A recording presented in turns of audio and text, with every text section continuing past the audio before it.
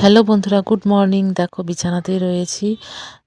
যাই হোক, এখন মনা স্কুলে যাবে, তো তার জন্য সব কিছু টিফিন টিফিন করে দেবো, ওর পরীক্ষা। আর এই দেখো, আজকে কিন্তু পুচকি উঠে পড়েছে, ও জেগে গেছে। অন্যান্য দিন ও পরে ওঠে, আজকে ওরও ঘুমটা ভেঙে গেছে। তা এখন চলো যাই। এখন এই যে রান্নাঘরে জানালাটা খুলে দিই, বাইরে মনে হচ্ছে ভালোই রোদ উঠেছে।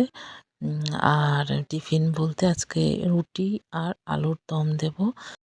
আটাটা কিন্তু আমি রাতেই মেখে রেখেছিলাম। দেখো, মেখে আবার আমি সুন্দর করে সাজিয়ে রেখেছি ফুলের মতো। কি ভালো লাগছে না দেখতে? তো বন্ধুরা, মনা কিন্তু স্কুলে চলে গেছে। মনার আজকে এক্সাম রয়েছে। আজকে হলো ইংলিশ এক্সাম।